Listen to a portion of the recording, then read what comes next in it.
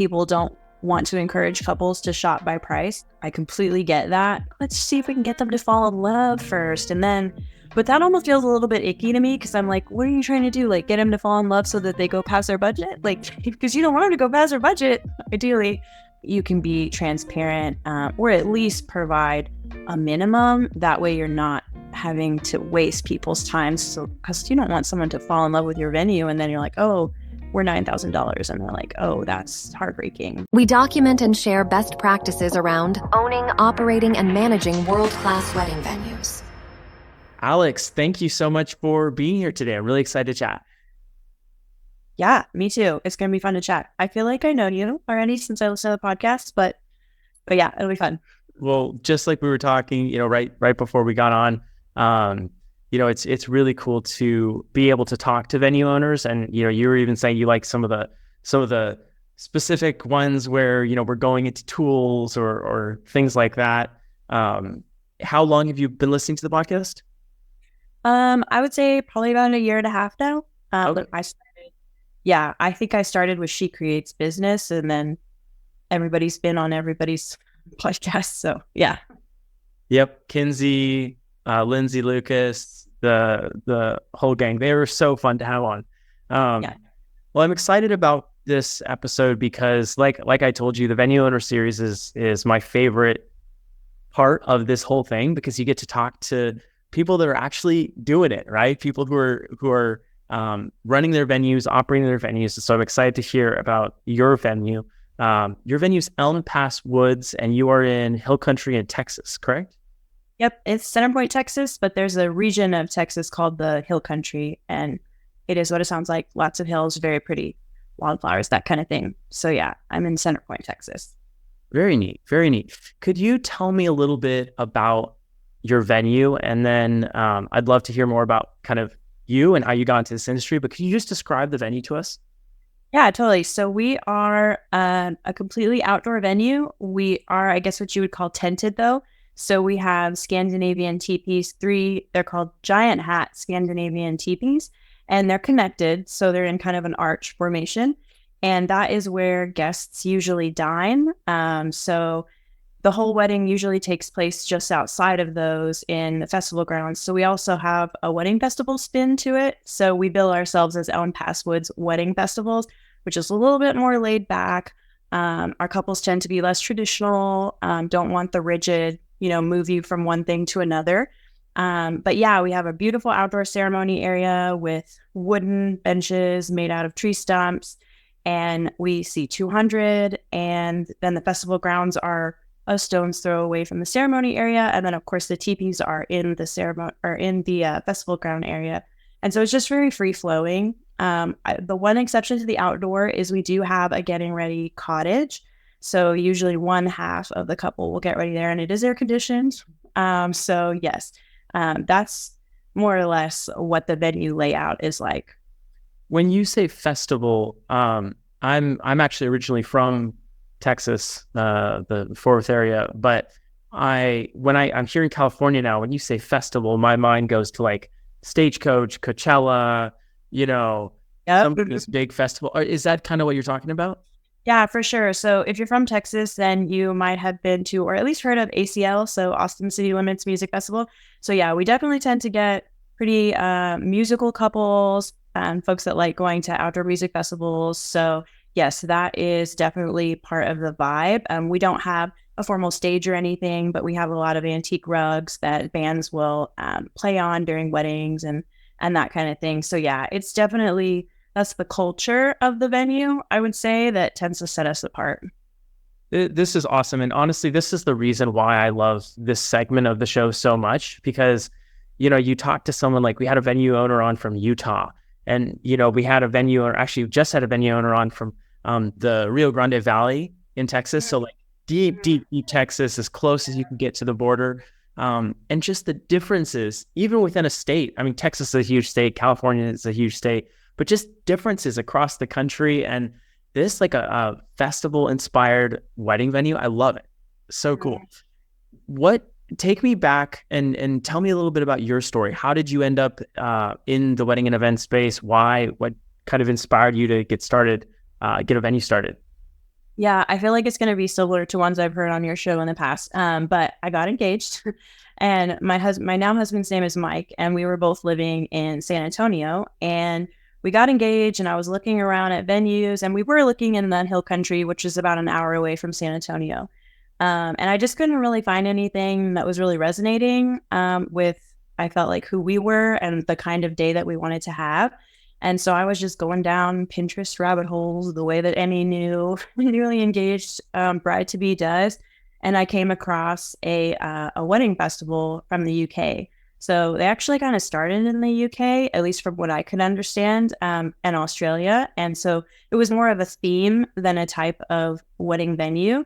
And so I found they were using teepees, the Scandinavian teepees over in the UK, and it was a festival theme. And my husband and I loved going to, and still do, although less now with a toddler, loved going to music festivals. And so I just kind of got a random, like a wild hair. And I remember where we were because we weren't living together yet. And I was at my fiance's house. And he walked into the living room and like, hey, what do you think about like getting married on our own land?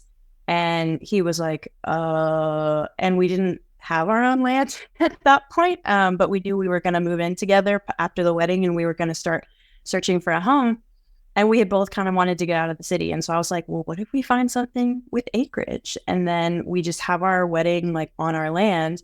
And there's these really cool teepees that I've seen, and maybe I can rent them, like I can find a place. And that's kind of how it started. And he didn't say no, amazingly. He was like, well, if you do the research and, you think that it could work, like, sure, let's try it. And so we literally dropped a pin, like a GPS pin from where we work in San Antonio. And we said, we're willing to commute an hour because we do both work full time still. And that we just started looking, and that's how we ended up in Center Point. And it's 20 acres. It had beautiful pecan tree grove in this meadow with wildflowers. And that's kind of the vision that I had for our wedding festival theme. And yeah, we made an offer, and the owner was super nice, and he was 98 years old at the time. And he loved our little family we were trying to build. And we ended up having our wedding here. And then a few months later, we just heard from multiple people at the wedding that, this could probably be like a business. Like, are you open? Like, are you open for weddings? And we were like, well, like maybe. And so we just, honestly, after the wedding, we just started looking into it, and with a lot of encouragement from family and friends, I was like, well, maybe we can do this. So, and then here we are 4 years later.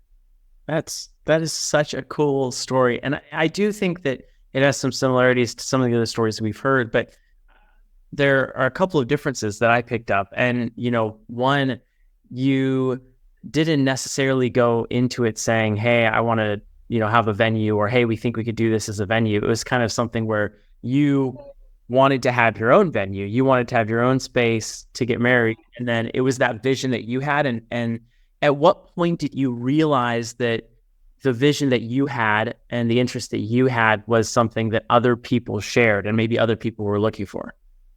Yeah. So, probably during the wedding when we were asking, just hearing people say, because I should have said, to get the wedding ready, it was just blank land, right? So it didn't have electricity, it didn't have water, and none of that. And so when we were looking at investing, we were going to have to run electrical, and, that was going to be however much it was, and, all this stuff. And so we had to have a conversation about, like, if we're going to invest money in this, it was like maybe 6 months before the wedding.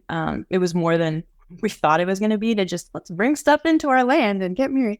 And so we kind of had the conversation of, well, if we're going to invest, maybe we could use the space for something else after the wedding, like maybe a wedding venue, maybe not. Let's just see how it goes. And then we had the wedding, of course, and then obviously family and friends really loved it, and our photos came back and they were gorgeous. And the more we thought about it, the more we were like, well, it is a unique, non-traditional, as I said, type of venue in the Hill Country. If you've ever been to a wedding in the Hill Country, there's a certain style, very barn heavy, rustic, white barns, like, that kind of thing. And we were definitely not that. So I think that was the only hesitation, that we're like, will our people actually find us out here? Because that's not the type of style that the hill country usually sees. But after the wedding, based on the feedback and I would say poor man's market research, like asking around, like looking at the competition and trying to see, would there be a market? We decided to try to take the leap. I should say also that because we work full time and when we got engaged, we're still working full time. We had the luxury of like going slow. So we didn't have to make it work because we had to feed our family, so it was kind of like, well, we'll see how it goes. And, we're not going to live or die by being able to book. And so we decided to make a website and that was in December of 2019. And then January 2020 we went to like our first bridal show. And then of course, COVID happened and all that. But yeah, so it was an interesting start. But honestly, because we're an outdoor venue, it actually worked out for us. I think it would have been different if we had invested a lot of money in a physical building or something like that with COVID and all the restrictions. So yeah, it was a slight silver lining, but definitely still rough. Yeah, no, I can imagine people who had booked at a place, with 4 walls and a roof. Now all of a sudden there's restrictions and different things. They were probably looking, if they wanted to continue, they were probably looking to do something in an outdoor space. So maybe it even helped, get things rolling a little bit more. Did you, I know different parts of the country were shut down at different places. Was it in the area that you were things really shut down until like June, July? Was it past that? Kind of what was the impact of COVID on you guys? Yeah, so as soon as we opened, we had a couple tour that January and they booked for that April because if I remember correctly, her brother was in the military and he was going to deploy soon. So they wanted to get the wedding done so that he could be a part of it. And then COVID happened. And so we only had one wedding that was quote unquote in the middle of like when COVID was happening and everyone was trying to figure everything out. And it was in April and there were restrictions, but it was only for, like you said, in Texas, at least, for buildings and private gatherings and indoors, there was a maximum and stuff like that. And so she just decided to reschedule. And so we decided not to we told her like, hey, we can host this if you want, like we're outdoors. It would not be breaking the current laws or anything like that. But just because she had a lot of international guests that were going to be coming, she decided to wait and postpone it. And then I believe you were right. In the summer, it was Texas. So we're a red state. So we did open up probably sooner than a lot of places by summertime. But even then, our fall season, folks were wearing masks and all of our couples were very much still conscious, even though the law wasn't as strict as it was in other places. Still, everyone was super COVID conscious. So yeah. Fair. How many, so in that one that was booked in January that you were originally going to have in April, was that your first one that you had booked? Mm-hmm. Yep. What a start. Yeah. We didn't even have the teepees yet. They came and we were like, visualize. And we showed them photos from our wedding, obviously, but the teepees hadn't arrived yet because they got here from the UK in February and they had to be put up. And so, yeah, they just really love the vibe. They love music festivals. Like I said, they had a lot of international guests because she grew up all over the world and they just kind of got it. And we're like, yes, I know this is the place. And there was a lot of trust there for sure because we didn't have teepees. And that was the first wedding that we were going to ever host. So, yeah, that was really cool. Honestly, most of our couples are like that. We tend to attract the ones that are just, that vibe really works for them. And they just know. We're kind of one of those like, love it or hate it. I don't know anyone would hate our venue, but you like, if it's for you, as soon as you see the photos, Totally.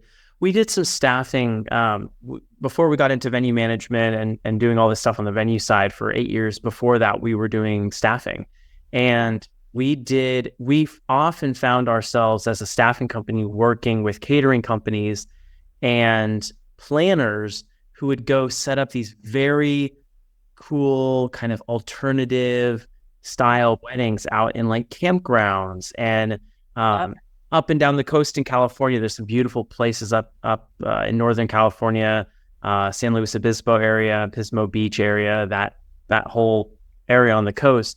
And there is something, you're totally right. There is a very specific type of person that just wants to enjoy nature, has a very free-flowing style. It's not like cocktail hour, dinner, photos. Like, it's very free-flowing. Mm-hmm. Yeah, definitely. So as you're thinking about putting together a package for that, and as you're kind of starting, so, you're here through COVID. Well, and really quick, how many weddings did you do in 2020? 2020, we had, I think it was only maybe 8. Okay. A lot of those, or at least half of those were, we were going to get married in Costa Rica, but we can't travel now with COVID.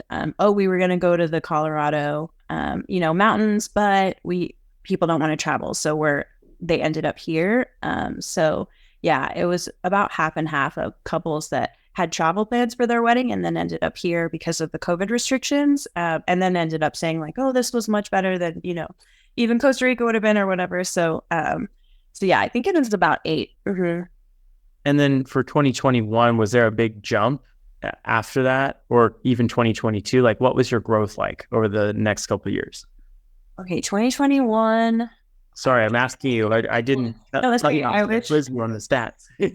I know. I wish I could pull the numbers. I could give you, for sure. I'm gonna say maybe in 2021 it was around 12 or 15. We had a few intimate weddings in there as well.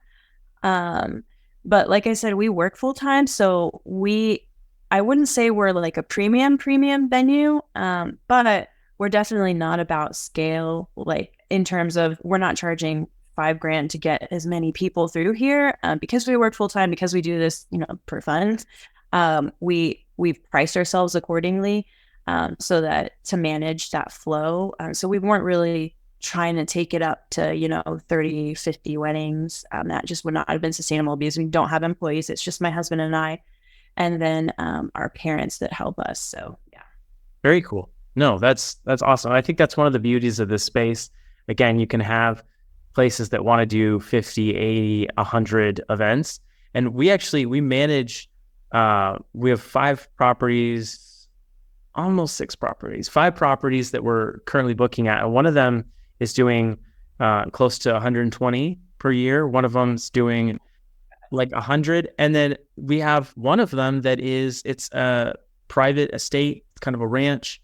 And the other really doesn't want to do more than 30, So it's kind of that. And it's because he wants to use the property as a vacation area for his family, and he doesn't want the wear and tear and the traffic on the property.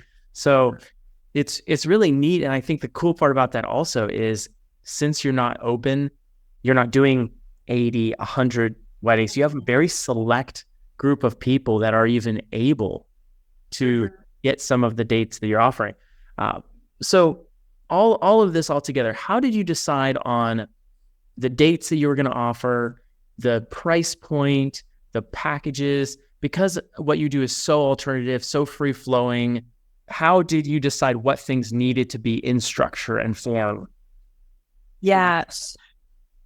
So I listened to a lot of podcasts. When I tell you that I started with, I think it was She Creates Business. I mean, I was searching through the archive, pricing, packages, like wedding venue, ownership, whatever. That one, Weddings for Real, is one that I listened to. And I really just kind of pieced things together based on the advice. And then, of course, I also looked around in the Hill Country at what other folks were charging. I will say, though, I had to use, I think it's kind of the Knot or Zola, or they kind of give you an idea of how much people are charging, but they don't have the actual packages online. And it was really kind of frustrating. And I can imagine as a couple, it's also frustrating when you're trying to shop for a venue and you have to reach out for the prices. So I think that was one of the first decisions that we made, Mike and I discussing, like, do we want to be super transparent and just put our prices and our packages out there? Or do we want it to be like the status quo, which is you reach out and then they send you, whatever the packages are. And we decided, no, we want to just put it all out there. That way the people that want, know that they are a fit for us, know they're a fit for us, and we don't waste their time or our time. And so once I knew that, I started looking around at places that did publicize their packages. I also talked to a couple of people, some vendors that we worked with during our wedding, just to kind of say like, hey, does this feel right? Like if we were in the 9,000 range and we included bartending and coordination. And what I kept hearing was that's a really good deal. And I kept like slightly raising it until it was like, that's probably it. Cause we didn't want to overwhelm ourselves since we were new. But I do remember, I'm pretty sure it was on She Creates Business. She had someone on that was talking about the mental model or the psychology of having 3 packages and how like anchoring and like you put the one that you want people to book in the middle, like scare the people away from the super expensive one. And then the one that you don't really want people to book. So I had that in my mind. I can't remember if it was that podcast or, one of the other ones that I listened to. And that sounded good to me because I like 3 choices. I don't want to be overwhelmed with customization and all that. And so I had decided on the 3, and then I just kind of started doing the math. Like, okay, if we had to pay for bartending, pay a coordinator, what would the margin be on that? And decided, because we were giving up our weekends since we work full time. And so we decided on what would be worth it to us. And that's honestly how we did it. It was a little bit market research, a little bit guess. I mean, close your eyes and see how it goes. But yeah.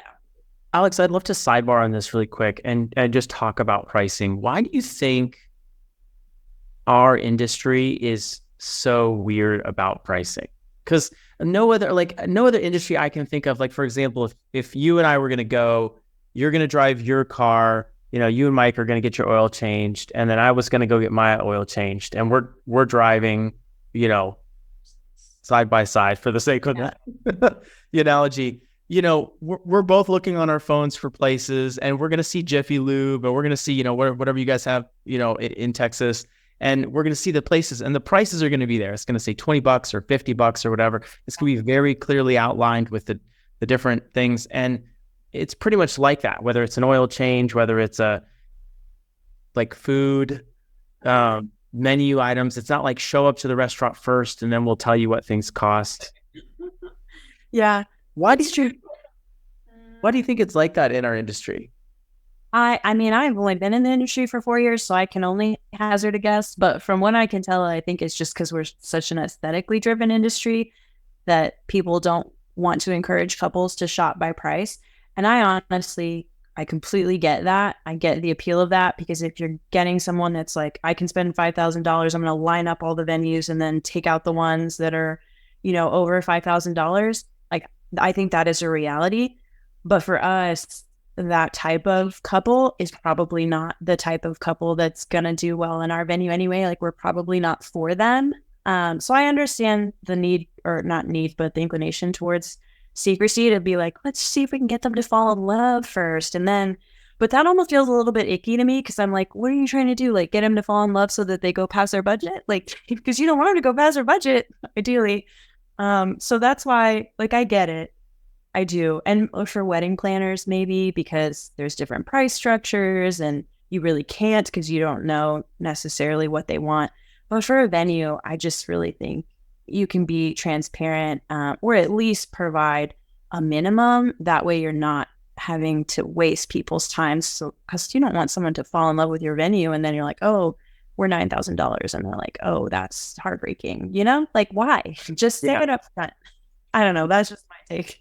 Totally. It's kind of like the conversation around qualifying or disqualifying people, before they get, like, why even, in some senses, like, why even field the lead? If someone's going to window shop, you almost want to put your prices out there. So if someone doesn't have the budget, they're not wasting their time or your time. And like you said, now the tricky thing about the budgets that I've noticed just from being in this industry and managing venues are people have a budget, but they don't really know what their budget is. Like, they come in kind of uninformed. Have you had that? Like, when you've had the couples that you've worked with at your property, do they have a set budget, or are they going for a vision and then they'll create the budget around the vision that they have? I think it's kind of a mix. There are definitely the couples that we get that are less concerned about budget, because maybe multiple parents are helping, or maybe they're chipping in, and they might have a certain vendor category that they're willing to go past. And usually it's the venue, like, oh, I'm budgeting this, but I could probably take from flowers or take from something else because the venue is really important to me. So I do think it's kind of a mix. I wouldn't say though that someone shows up thinking like, oh, I'm not sure if I can afford this. And then we show them everything and they're like, actually, I'm going to be able to, and I'm, like, I don't know. I just think the budget, it can be a little touchy, but it just makes so much more sense to me, like you said, to pre-qualify people so that there's no awkwardness. But I do think vision is important. Like, yes, budget, absolutely. We don't want anyone to put themselves into financial hardship after the wedding. That's not good for anybody. But the vision is also important. Are you going to be able to accomplish what you want? And that's what we try to tell folks that are like, it's a little bit on the top of our budget, but we want to come see it. Is like, focus on the value that you're getting. Like, yes, it's this much, but it includes bartending. It includes coordination. The coordination starts 3 months before. We are going to walk you through everything you need to think about. We're going to make sure nothing falls through the cracks. And so we try to focus more on the stress management of it. Like, yes, we're a venue, but really our process is kind of what sets us apart, based on the feedback that we've had from couples that have gotten married here. Because it's going to be overwhelming either way. Weddings are kind of overwhelming, but we really try to focus on the experience leading up to it and keeping that stress level low. But for budget conscious people, the number is going to be the main thing, and they may or may not be a good fit for us. Makes 100% sense. Could you walk me through some of that experience? What are you doing? We've obviously, we kind of got off on a tangent there with the pricing conversation, but it's great. That's what this is for, Yeah. But as far as the experience that you provide when someone books, what are they getting? Are they getting tables, chairs? Are there packages that you have? How are you set up at the venue? Yeah, so we bill ourselves as an all-inclusive with no hidden fees. So pretty much everything that we purchased for our wedding, we just decided to make part of the venue and not nickel and dime people. So we've got, I didn't mention this before, but my husband is a woodworker. So we actually built all of the tables and the benches and the ceremony arbor and all the things. So we had all of that from our wedding, and we decided, let's just throw that in, especially because we're kind of, it feels a little bit in the middle of nowhere. So if we were like, hey, we're a blank space, you have to rent tables and chairs and all that, that would just, I feel like, be too overwhelming, especially for the majority of couples are planning from out of town. So we include tables, benches. We also have a decor inventory that's super popular that was obviously started during our wedding, but then every year I add to it, and, make investments in certain colors or styles. And all of that is free of charge as well. Trying to think of what else we include. The getting ready cottage, depending on the package, you also stay there. So it's a honeymoon suite. So the couple will stay there at least the night of. And then process wise, if they get the middle package, and by the way, all of this is on our website. So if anyone's curious on what's included in every package, you can see that at elmpasswoods.com. But our main package, our most popular, is the traditional, and that's the middle. And it includes coordination, bartending, and then a stay overnight at the cottage. And the coordination piece, that's the part that's really evolved since we first opened. When we first opened, we used to subcontract that out to coordinators. I mean, obviously, I had never been a wedding coordinator, and I had just gotten married and had no interest at that time in learning. So we were contracting out to 2 or 3 different coordinator planners. And I kind of learned from them, honestly, that they used to start 8 weeks out, 4 weeks out, a lot of them for just month of. But as I learned, I realized if we could extend that and I could take on some of that, of course, it would be better for our margins and a better experience for our couples, because when we would subcontract, they would come in 4 weeks before, bam, bam, bam. And a lot had to happen right before the wedding. But with me taking over coordination about maybe halfway a couple of years ago, I kind of extended the process. And so now 4 months out, I'm sending the couple our decor inventory and saying, hey, start shopping through this, start picking what y'all want to use, what arbor, chalkboards, lanterns, whatever centerpieces. And then 3 months out, I'm saying, okay, it's time for documenting all of the vendors that you've hired, Here's a questionnaire, the ceremony time, who's going to be in your procession only, all the normal stuff that you handle during coordination. And then they have some months to fill that out before we finally meet. And then I draft up a timeline and all that. And during that 4 months, it's pretty open communication. So I kind of let them know, hey, if you have questions at all, just email me in between. And that can get a little bit overwhelming. We have lots of back-to-back weddings, I found out. But that is part of our process now. Like, I am pretty available.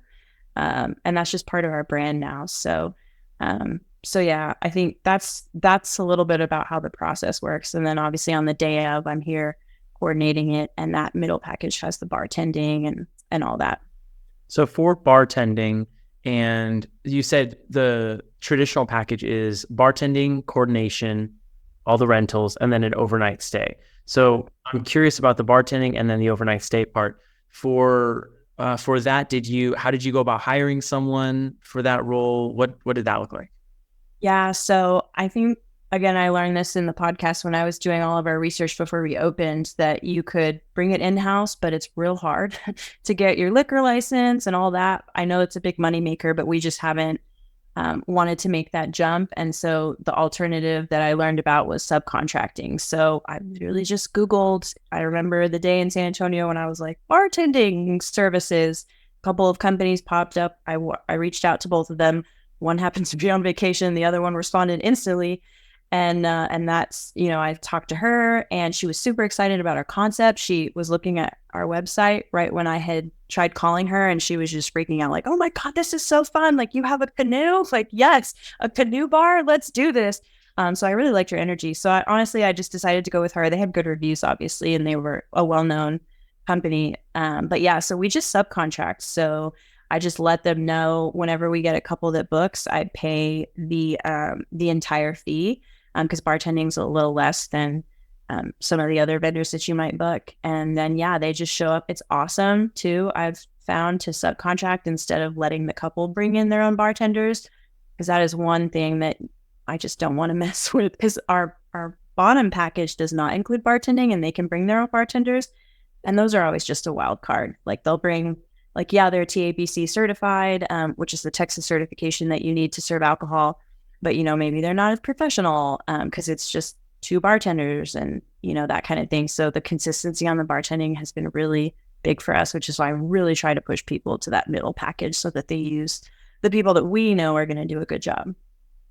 Alex, you said something, again, I want to just sidebar on this really quickly. You said something that was so powerful based on your experience with the finding a bartender. You said you went online and you looked. And this honestly is the same experience that the couples are going through, right? They're going online, they're looking, and then they're calling. And you have a couple of people on the list. The first one's on vacation, so they didn't pick up. Did you leave a message? Do you remember? I did, yes. Yeah. So maybe you left a message or put through an inquiry or whatever, but then you were immediately on to the next one. Mm-hmm. And then what happened? Well, she picked up. You loved her energy. You connected. She was immediately looking at your website and loved and complimented different pieces of it and was excited about what you were excited about. And so I think that's such a good lesson for all of us in the wedding industry to think about. Like, if you are able to be available to your couples, you're able to give them the type of service that they are looking for. And you're able to do that with the passion, the excitement around the style of venue that they're looking for that might very well be yours, right? If you do a good job marketing online, that translates to bookings, that translates to relationships, that translates to reviews. And so, I mean, I just wanted to call that out, because I think that process that you went through is very similar to the process that our couples go through as they're booking our venues. Yeah, for sure. And, the company that came back from vacation, it was just their 2-week, winter vacation. They were like, hey, here's all our packages. Like, we'd love to because I was looking for someone exclusive. So just one company to subcontract with. And I was like, oh, unfortunately, I already booked or like have an agreement with someone else. And that was just a pivotal moment, because, 4 years later, I still use the same company because they were the ones that picked up. And they've been great. Like, their packages are great. And, if our couples want to add on hours, they do that directly through them. Or if they want to add on something special, like a champagne tower pour or whatever, that's not included in the package hours that we provide, then they can do that. And it's just been nice to not have the bartending be a stressful piece of it as a venue owner. Yeah, that's awesome. I've heard a lot of different things. I know here in California, getting a liquor license is very complex, expensive process. I know TABC, it's there's, you got to get a bond and all sorts of different things, extra insurance, go through the whole process. But that does make sense, subcontracting it out. Talk to me about the overnights. When you're doing overnights at your venue, especially considering that it is a remote, rural area, how do you handle concerns about security, leaving guests there overnight? Like, how do you handle that? Yeah. So right now we only have one cottage and it's just for the couple. So we have plans, but have not yet got any other B&Bs up and running. So we only have to worry about the couple for right now. But yeah, I could see how guests would complicate things. But we are in a remote area. As far as B&B wise, we recommend we send couples, because that's part of the stress, right? It's like, well, this is a beautiful venue, but they're in the middle of nowhere. How are people going to get here? And you really have to demystify that for people, especially if you're at a rural venue, to be like, actually, the airport's 50 minutes away and 12 minutes away. Here is a list of all these B&Bs in this cute little town nearby that your guests can stay and make a weekend out of it. And so while we don't have accommodations on site, we demystify for that for the couple pretty much right off the bat that like, hey, your guests have a place here. Here's the plan. You don't have to think about it. It's 12 minutes away. It's this cute little town. It has a whole bunch of stuff to do. And your guests are going to be, entertained the entire weekend while you're busy doing wedding stuff. And so that's one way that we combat the ruralness. As far as security, we didn't initially require security. And I remember listening to, y'all, the experts on podcasts and YouTube and stuff saying, you better require security because, you just never know. And we thought, like our couples are so laid back. I bet the type of person that we're going to attract is going to be fine. So we did it without it for a year. And this was a conversation Mike and I had. And we're like, we can probably handle this. Like, it'll be fine. No, it was fine for a few weddings.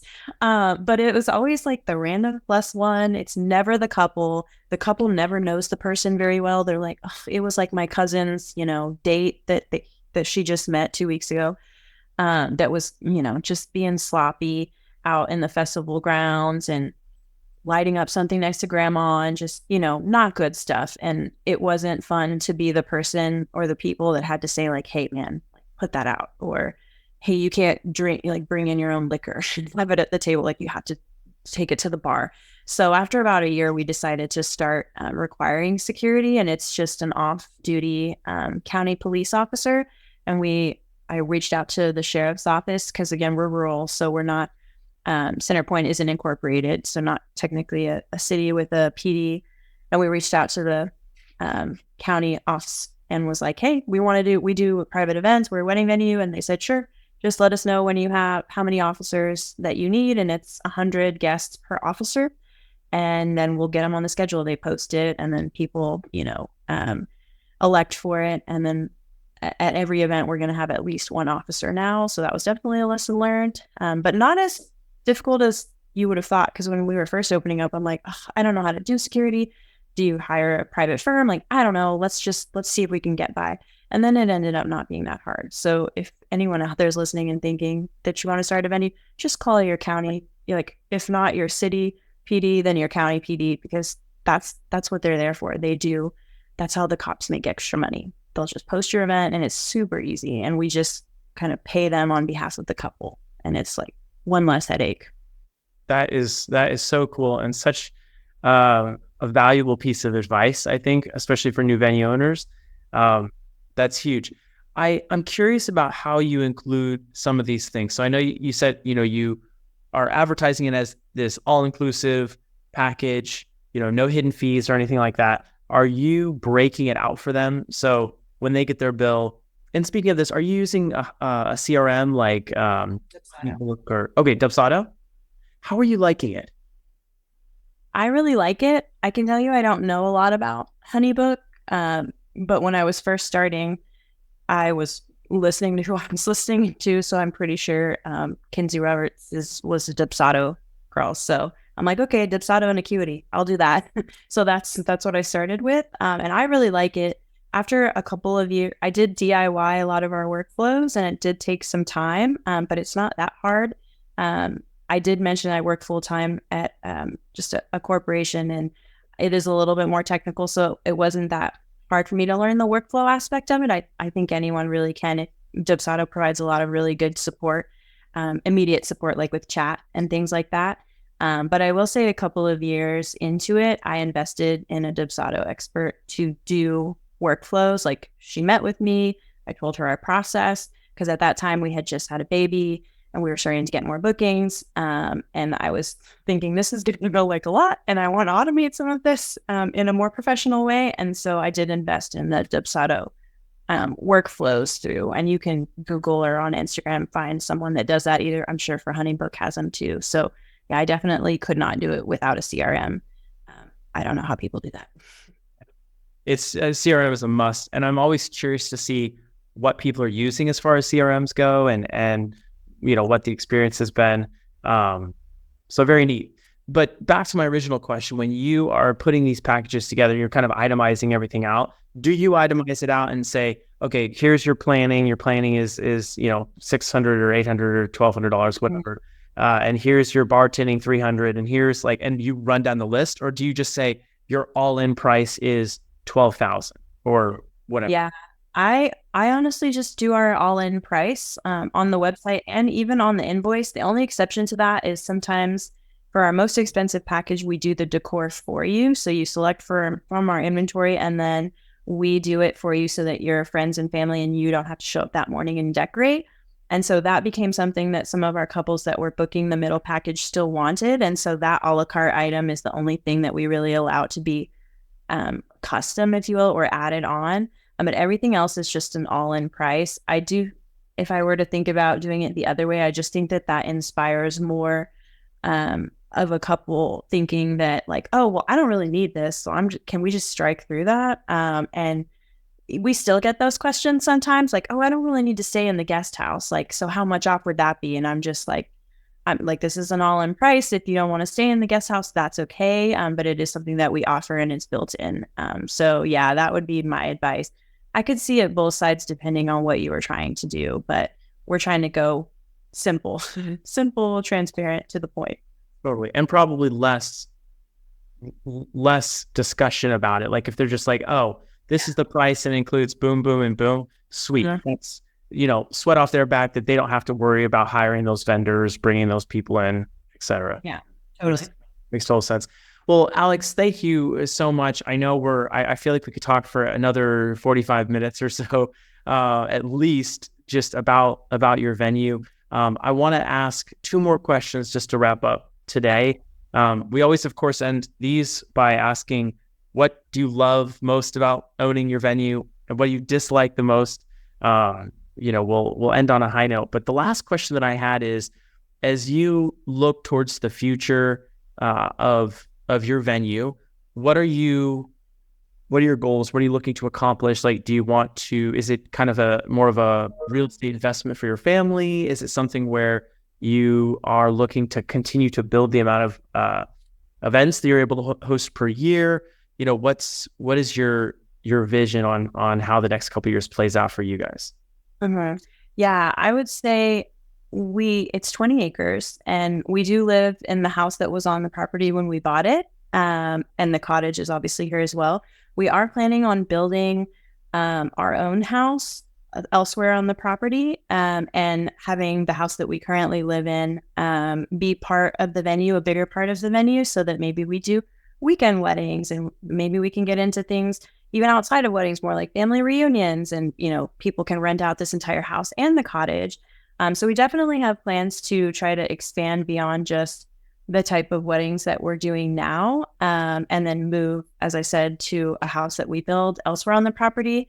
So real estate wise, I mean, we plan on staying put. There's no plans to open another wedding festival venue or, like anything like that. It's really, we're just trying to build a family business that can sustain itself, so that as we move through, as our kids get older, we have just more income that we have to worry about, with job insecurity in the corporate market and things like that.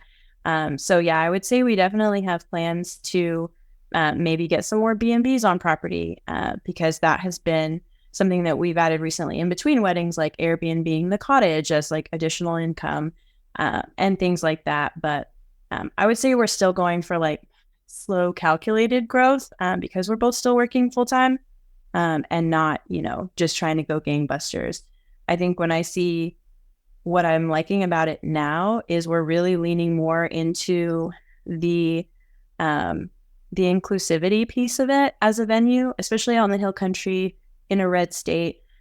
We started off kind of being like, neutral, I guess, like, hey, we're a wedding venue, like everyone come see us. But what we're learning is, especially with the younger generation, they're very interested in having vendors that align with their values, and we have the values that we have. So, and what we notice is when we're more public about them, we actually get more bookings, and we get more like-minded people who want to make the hill country more inclusive, and and make it a safe space for everyone that wants to get married.